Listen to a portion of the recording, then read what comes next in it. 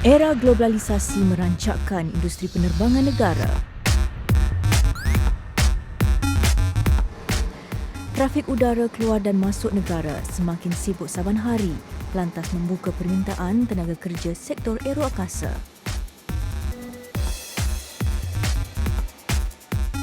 Permintaan yang bakal mengubah cara hidup individu, terutama mereka yang menyimpan impian berkhidmat dalam bidang profesional.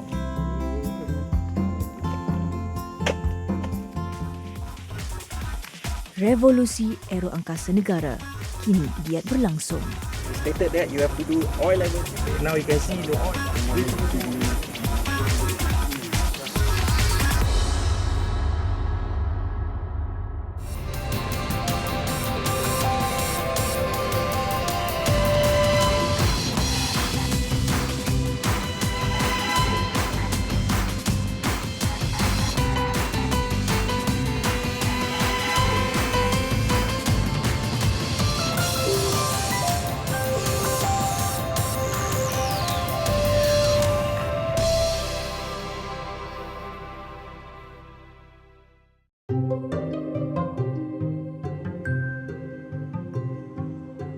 Sepang Selangor.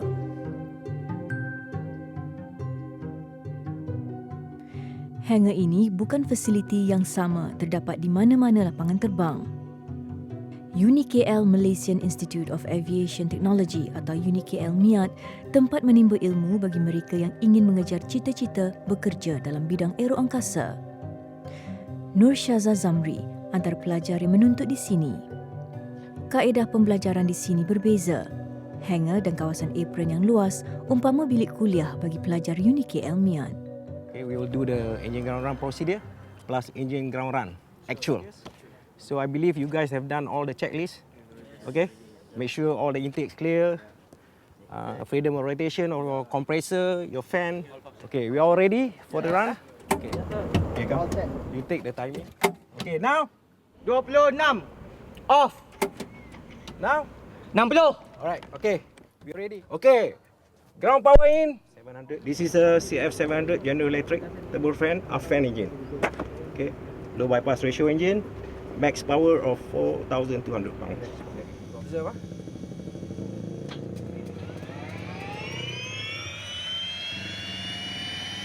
High pressure, 10%. Fuel in. 1, 2, 3. Right up.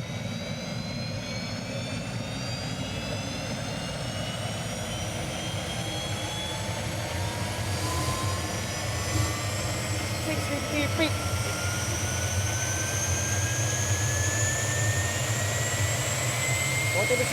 kata garau.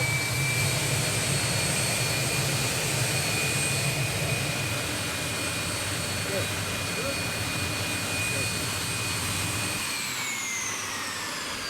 Okay, 10%. Mendengar bingitnya bunyi pesawat bukan satu masalah bagi Nur Syaza. Minatnya terhadap bidang aeroangkasa mengatasi semua itu. Inspirasi tu bila saya travel ke mana-mana kan, bila kita naik kapal terbang tu, kita tak sangkalah kapal yang sebesar tu boleh terbang. Sistem dia tu sangat complicated kalau kita belajar. Sebab saya rasa kagum dengan dia orang punya teknologi dia yang sangat canggih.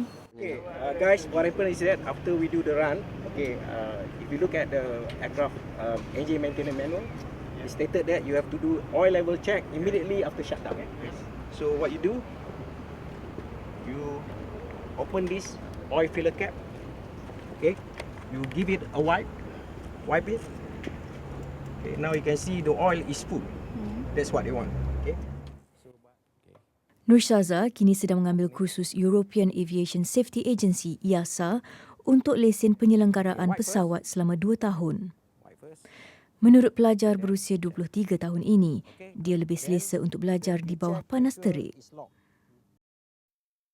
Saya tak berapa minat sangat untuk berada di dalam kelas setiap masa. Saya suka kerja luar hands on berbanding duduk di dalam aircon. Saya kurang sikit. UniKL MIAT merupakan institusi pembelajaran di bawah naungan Majlis Amanah Rakyat atau MARA. Ia merupakan pusat latihan penyelenggaraan pesawat pertama yang mendapat kelulusan daripada Jabatan Penerbangan Awam Malaysia atau DCA. Jurusan Pembelajaran Aero Angkasa di UniKL mengambil pendekatan praktikal. Bagi Dekan UniKL MIAT Profesor Datuk Dr. Muhammad Dali Isa, ini merupakan cara efektif bagi melahirkan tenaga kerja mahir. Vision kita adalah untuk melahirkan tenaga kerja ya, di dalam bidang aero angkasa ya, yang berkemahiran tinggi, ya, terutama di dalam skill hands-on lah, ya, yang mana mereka bersedia sepenuhnya untuk bekerja dengan syarikat tanpa melalui latihan yang intensif. Kaedah praktikal yang dijalankan di UniKL MIAT dilihat membuahkan hasil.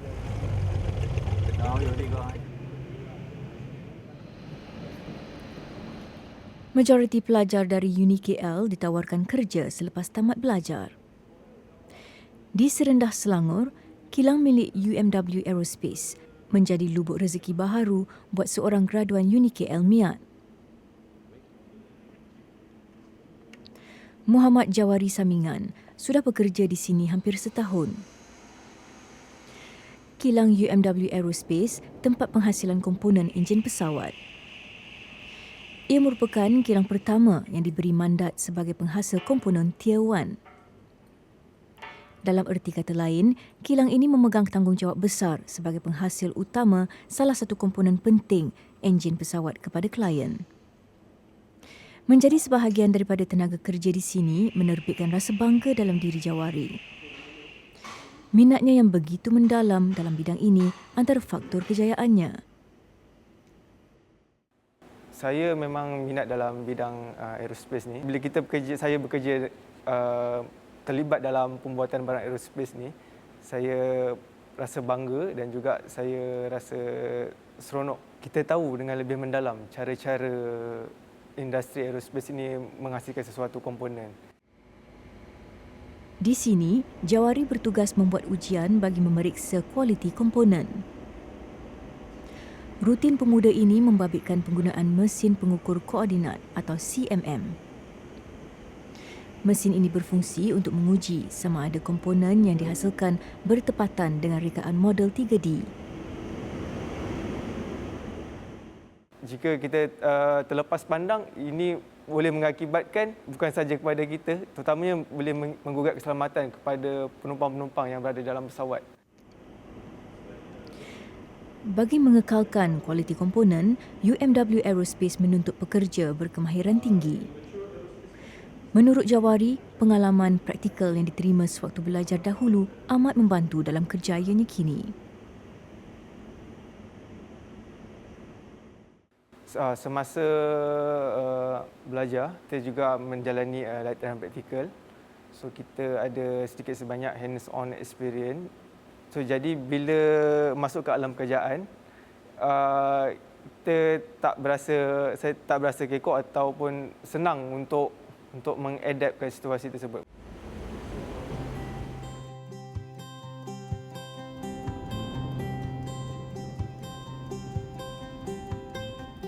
Setiap kali hari Minggu, Jawari akan mengambil peluang untuk balik ke kampung.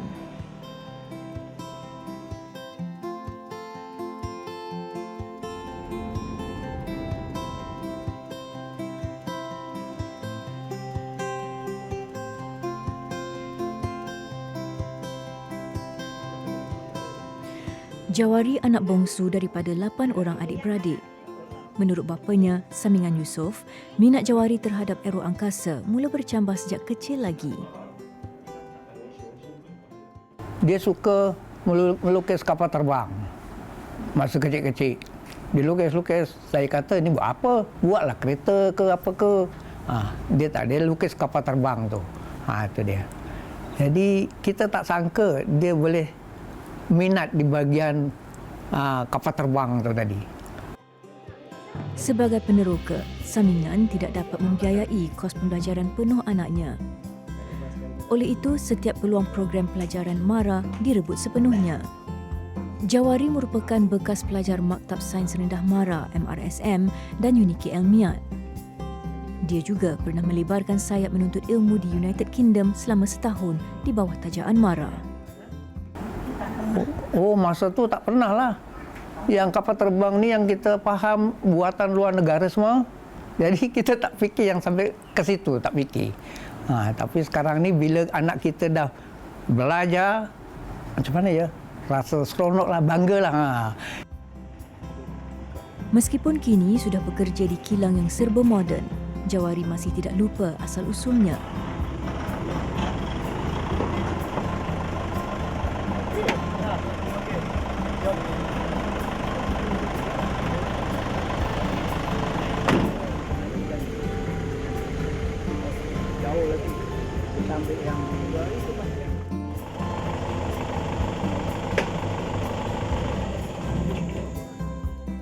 Jika berpeluang, anak peneroka Felda ini akan membantu abangnya mengerjakan ladang.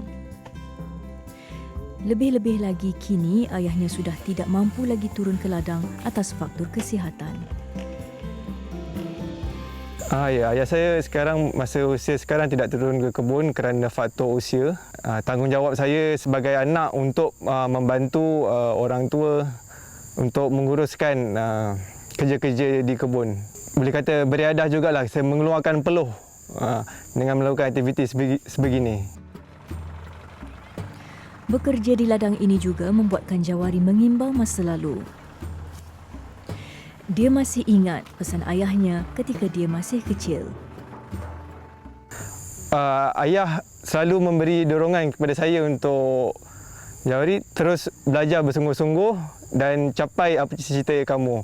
Dan seperkara lagi, ayah saya selalu pesan kalau diberikan tugas kerja, buat betul-betul bersungguh-sungguh. Bagi yang 100% terbaik.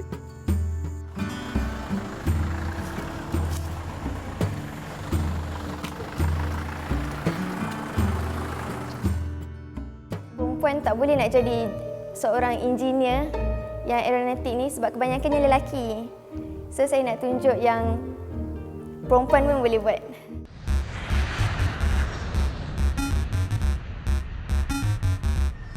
Pada tahun 2016, pergerakan penumpang di lapangan terbang KLIA dianggarkan melebihi 50 juta orang. Ia memberi tanda positif bagi industri aeroangkasa, terutama daripada segi permintaan tenaga kerja dalam menghasilkan dan menyelenggara pesawat.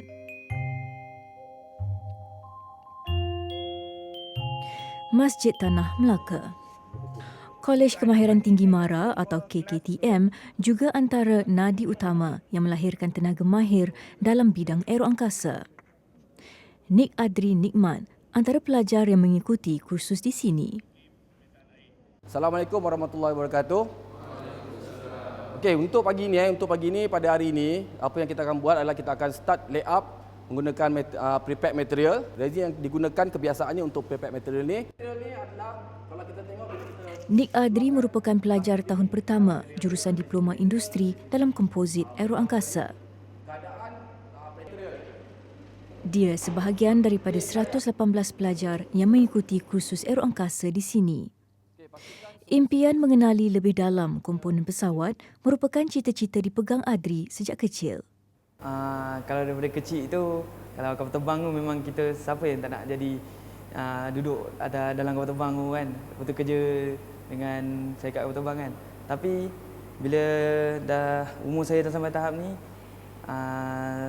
bila dengar je berkaitan dengan kapal terbang je, mulalah datang minat nak buat satu benda pasal kapal terbang. Okey, semua pelajar pastikan apa yang saya nak selepas kita kiokan nanti, kita punya part kita akan jadi bentuk kimia. Apa yang kau alami ni, bentuk mol tu itulah bentuk dia. Macam contoh ni kita bentuk mol dia separuh bulatan je ni. Jadi akan menjadi bentuk kimia. Bahan yang diproses Adri dan rakannya hari ini merupakan salah satu komponen penting di dalam pesawat. Atas sebab kos bahan yang mahal, pelajar dipupuk untuk mengendalikan projek dengan teliti. Sangat mencabar dia punya belajar ni sebab kita main dengan, macam mana saya cakap kita main dengan barang-barang memang yang sangat kos dia yang sangat tinggi lah. Jadi kalau tak serius ke buat memain ke memang akan menyebabkan kerosakan kepada panel ke scrap ke macam tu.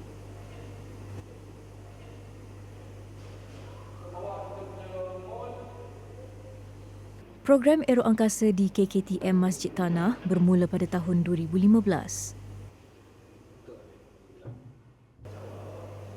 tahun, waktu latihan bagi pelajar untuk mengenali selok-belok pembinaan dan penyelenggaraan badan pesawat.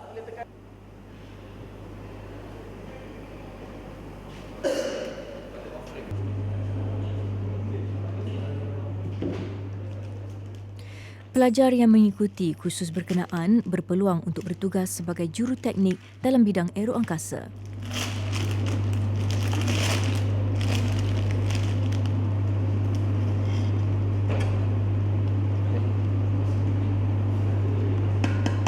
So ni hasilnya, lepas kita dah limit tadi, dah vacuum, masuk dalam autoclave, lepas kita kiaukan dia, hasilnya ni. Mula beroperasi pada tahun 2008, KKTM Masjid Tanah memberi fokus kepada bidang pemprosesan bahan termaju. Melahirkan tenaga kerja mahir seiring dengan kehendak industri antara misi utama institusi ini. Pelajar akan didedahkan dengan cara kerja sebenar di dalam industri, lantas meningkatkan daya saing graduan KKTM dalam bidang aeroangkasa. Did you know AutoCAD, like I told you, change the material?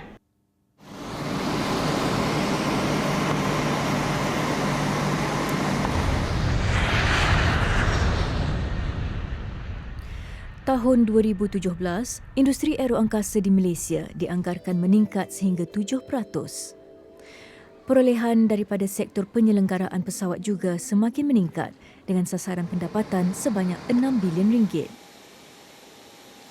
Ini berpotensi mencambahkan lagi sebanyak 1,500 peluang pekerjaan dalam bidang aeroangkasa. Menurut Pengarah Bahagian Kemahiran Tinggi MARA, Mahzan Teh, selaku pembekal utama modal insan di Malaysia, fokus MARA kini untuk menghasilkan lebih banyak tenaga mahir di bawah program kendaliannya. Kita tidak boleh lari daripada bidang aerospace ni kerana kalau kita tengok blueprint aerospace yang dibuat di Malaysia ni ialah pada tahun 2030 kita memerlukan lebih kurang dalam 32,000 bidang teknikal, pekerja teknikal dalam bidang aerospace ni. Menurut Mahzan, bidang aeroangkasa merupakan salah satu cabang dalam program pendidikan teknikal dan latihan vokasional atau TVET. TVET ditawarkan di pelbagai institusi pendidikan di bawah MARA. Misi TVET memenuhi keperluan tenaga kerja mahir dalam sasaran negara mencapai status negara maju berpendapatan tinggi.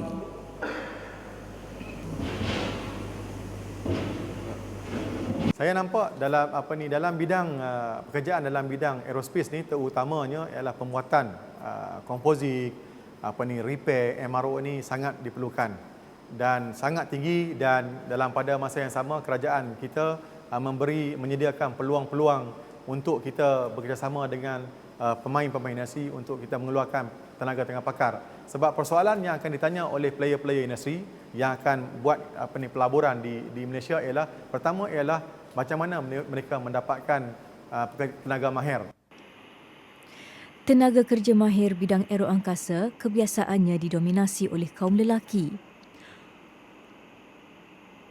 Humairah Rahimin tekad untuk menongkah arus. Berada dalam tahun ketiga pengajian, Humairah tidak kekok mengendalikan barang kerja. Macam dekat sini praktikal, so mostly orang tahu yang praktikal ni confirm ramai lelaki kan. Kita orang dah biasa, so kadang-kadang kita orang tengok macam lelaki buat kerja run mesin apa semua ni kan. Macam fikir perempuan takkanlah tak boleh buat kan. So macam kadang-kadang kita orang akan try untuk jadi macam diorang dan kita orang pun boleh nak buat kerja macam lelaki buat kerja semua. Proses pembelajaran secara praktikal amat membantu pelajar untuk menghadam ilmu teknikal dengan lebih baik. Bagi Nik Adri, dia lebih selesa untuk belajar mengikut cara begini. Alhamdulillah lah, dia berbeza macam kan kita peringkat sekolah menengah dan naik peringkat kolej kan. Sebab sekarang ni kalau kita belajar based in teori saja tanpa praktikal, kita takkan faham apa pun. Jadi bila kita belajar sambil membuat praktikal akan mudah faham. Meskipun bilangan pelajar wanita begitu kecil berbanding lelaki, semangat Humairah tidak luntur. Dia menyimpan cita-cita tersendiri dalam bidang ini. Saya nak tunjuk yang tak semestinya macam perempuan tak boleh nak jadi seorang engineer yang aeronautik ni sebab kebanyakannya lelaki. So saya nak tunjuk yang perempuan pun boleh buat. Di Uniki Elmiat sendiri, mereka lebih mementingkan kaedah praktikal di mana pelajar akan mengalami sendiri bagaimana perasaan untuk bekerja dengan helikopter sebenar. Jadi kita boleh tengok dekat hangar di sini. Pembabitan MARA dalam bidang aeroangkasa tidak hanya bertumpu kepada sektor penyelenggaraan dan pembelajaran. Di Bangi, Selangor, terletaknya sebuah pusat kajian aeroangkasa. Aerospace Malaysian Innovation Centre atau AMIC ditubuhkan pada tahun 2011 dengan tujuan untuk membantu meningkatkan tahap kecekapan dan kualiti industri melalui kajian. Jadi tujuan kita ialah untuk mempertingkatkan research activities di kalangan universiti dan juga industri, di mana hasil research itu dapat digunakan terus oleh pihak industri lah, yang kita panggil industry-led research. Muhammad Hanafizin antara penyelidik yang bertugas di sini. Hanafi kini dalam misi menyelidik cara kerja terbaik untuk bidang aeroangkasa. Antara kaedah yang dikajinya ialah melalui teknologi robotik. Saya boleh katakan di Malaysia ini adalah study yang pertama yang menggabungkan manual spray up machine dengan industrial robotic arm. Setakat ini, kajian Hanafi sudah mengambil masa hampir 2 tahun. Kaedah robotik ditujukan untuk penghasilan komponen dalam pesawat.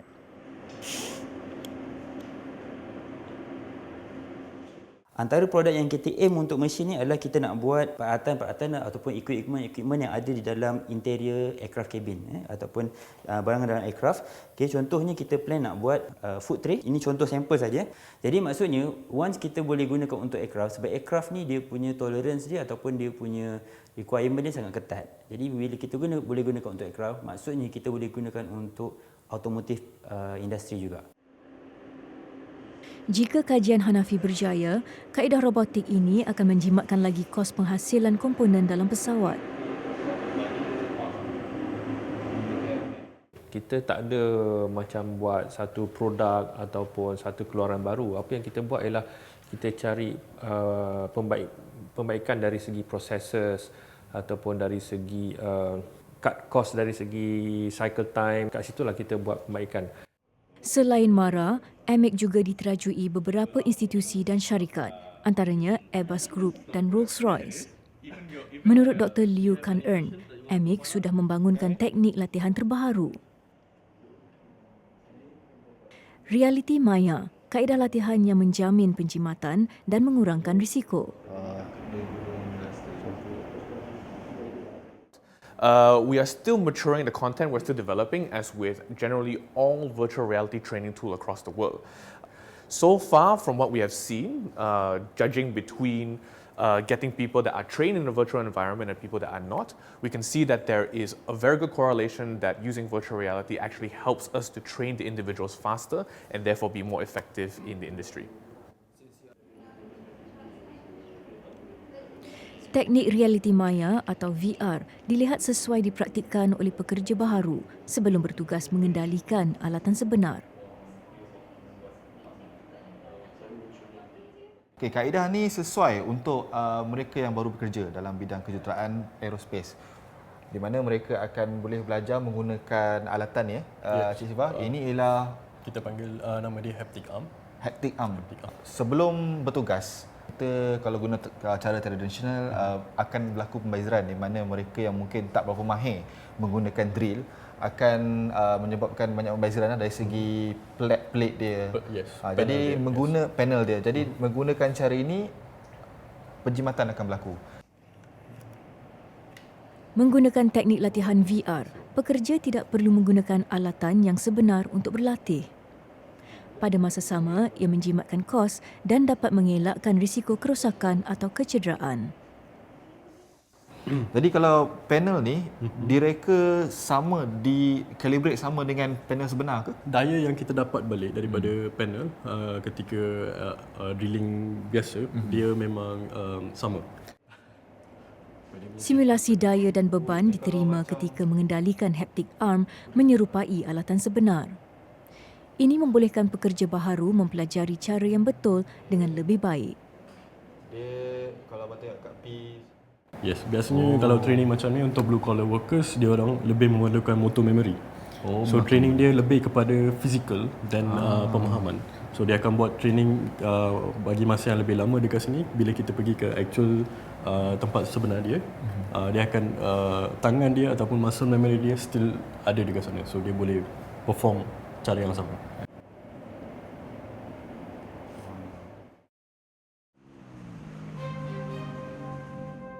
Kaedah praktikal dilihat amat berkesan untuk memupuk tenaga kerja mahir. Di UniKL Miat, sebahagian daripada hangar dibuka untuk kegunaan syarikat penerbangan luar.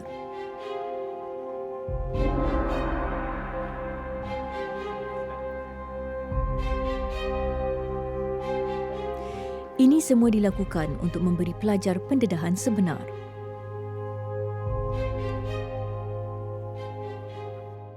Di UniKL Miat sendiri, mereka lebih mementingkan kaedah praktikal di mana pelajar akan mengalami sendiri bagaimana perasaan untuk bekerja dengan helikopter sebenar. Jadi kita boleh tengok dekat hangar di sini. Dalam pembelajaran secara efisien macam ni, bila mereka keluar, right, mereka boleh bekerja secara terus dan juga mempunyai keyakinan yang tinggi tanpa mendapat bantuan daripada pengurus ataupun daripada supervisor. Kaedah ini juga diterima baik syarikat penerbangan luar.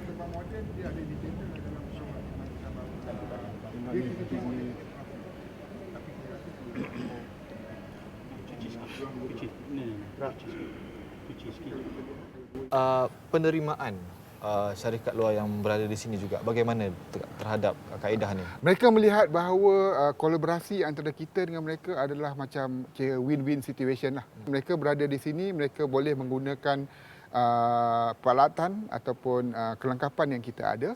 Tetapi dalam masa yang sama, UniKL Miat boleh menghantar pelajar untuk membuat latihan industri dengan mereka lah.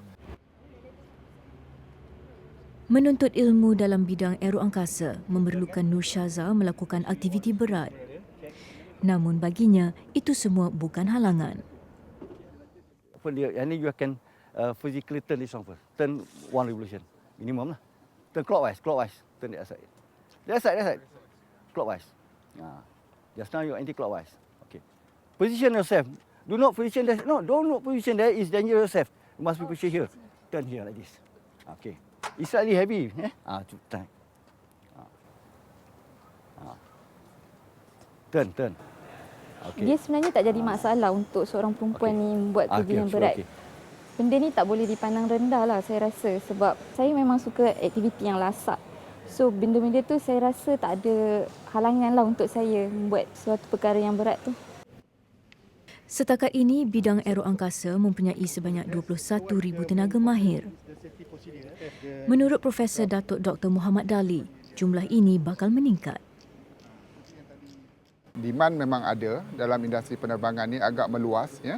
Kalau kita melihat daripada segi skop keseluruhan di dunia dan juga di Asia Pasifik, memang keperluan tenaga mahir di dalam bidang aeroangkasa adalah amat diperlukan dan tidak mencukupi. Dan juga kita nak pastikan bahawa pelajar kita ni bila mereka keluar dan bekerja, mereka boleh terus mengaplikasikan apa yang mereka belajar dan mereka ketahui semasa mereka di sini ke dalam industri.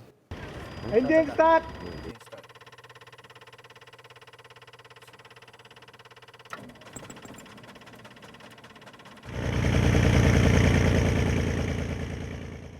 Nur Syaza mengakui bidang aeroangkasa sememangnya mencabar. Namun dia percaya jantina bukanlah penentu prestasi kerja individu. Susah tu memang susah, tapi Bila kita minat dengan suatu benda tu, saya percaya semua orang boleh lakukan lah.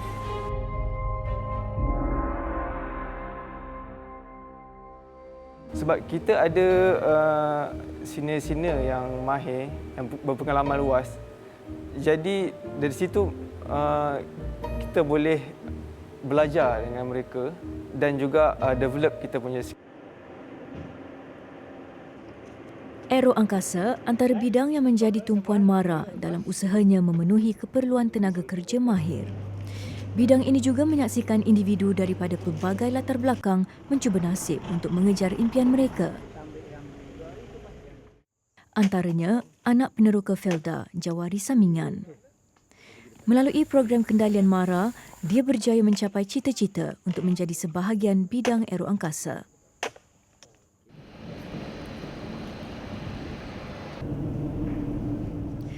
Ketika baru mula bertugas di UMW Aerospace, Jawari juga mengalami kesukaran.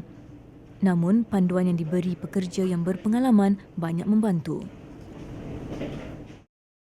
Susah kalau kita tidak tahu. Itu betul, susah kalau tidak tahu. Dan susah juga kalau kita tak tahu tapi tak bertanya. Sebab kita ada senior-senior yang mahir, yang berpengalaman luas. Jadi dari situ kita boleh belajar dengan mereka dan juga develop kita punya skill. Bagi Jawari, sijil dan kelayakan sahaja tidak menjamin kemajuan individu. Namun minat dan kesungguhan untuk belajar ialah faktor utama bagi mereka yang ingin berjaya. Sebenarnya salah satunya bergantung kepada minat masing-masing juga untuk setiap pelajar. Contoh macam diri saya memang sangat meminati bidang aerospace. So jadi bagi saya hari ke hari itu saya sebenarnya saya bekerja dan juga saya belajar. Dapat tambah saya punya ilmu pengetahuan, knowledge.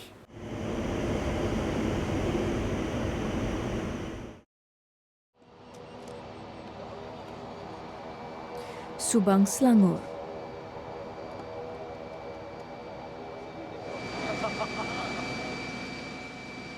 Hingar-bingar bunyi enjin pesawat ialah perkara biasa di sini. Hangar milik anak syarikat MARA, Asia Aerotechnic Sdn Bhd atau AAT, mula beroperasi pada tahun 2015. AAT ditubuhkan untuk menjadi peneraju utama servis penyelenggaraan, pembaikan dan baik pulih pesawat atau lebih dikenali sebagai MRO Services.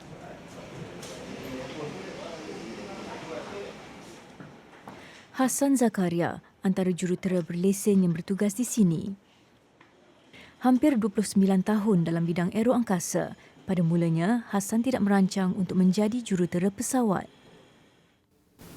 Kalau nak ikutkan saya masuk aviation ni secara masin mulut lah juga sebenarnya. Masa saya kecil-kecil dulu saya tak ada cita-cita apa-apa sebenarnya, saya minat pertanian. Jadi saya cakap saya kerja jadi baki kapal terbang je lah. Secara masa itulah.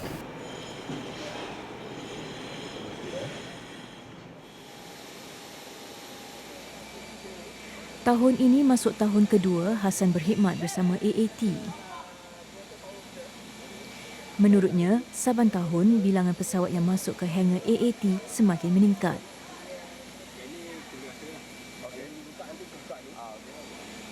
Tahun 2015, MARA diberi tanggungjawab untuk merubah lapangan terbang Sultan Abdul Aziz Shah sebagai hub aero angkasa. Hangar ini merupakan antara langkah awal transformasi berkenaan. Ia sebaris dengan Pelan Indo Aero Angkasa kedua 2030 yang dijangka mencatat perolehan RM55 bilion. Rancangan ini juga bakal memberi banyak peluang pekerjaan kepada graduan aero angkasa. Saya tengok sekarang budak-budak muda ni, satu, dia punya minat tu memang ada. Dia ada inisiatif. Kalau nampak kita nak pergi kapal ke, dia dah mula nak ikut. Kan? Terutama kalau pelatih yang baru ke. Jadi kita senang nak ajar dia orang tu. Dia ada perasaan ingin tahu, ingin belajar tu memang ada. Jadi kita perlu latihlah dia orang untuk jadi sebagai mekanik ataupun akan jadi jurutera masa akan datang kan. Hassan berpendapat bidang aeroangkasa bakal berkembang pesat. Ini kerana peningkatan operasi pesawat menuntut permintaan tenaga kerja yang lebih tinggi. Nama 5 Charlie Juliet. 5 Charlie Juliet, ground. 5 Charlie Juliet, maintenance 1 decimal liner. 1, 2, 3, 4, 5, 5, 4, 3, 1, how do you read? E5.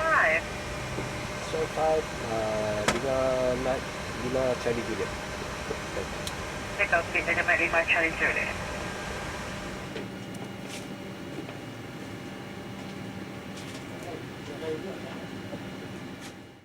Pasal aviation industry ni, dia kena memang sentiasa ada MRO ni. Untuk pasal kapal terbang sentiasa ada. Dia selepas beberapa tempoh waktu penerbangan, dia memang kena masuk check. Kan? Jadi MRO memang ada demand dia lah. Dan saya nampak AAT ni pun ada memang nampak ada rancangan untuk pembesaran. Memang ada potensi lah.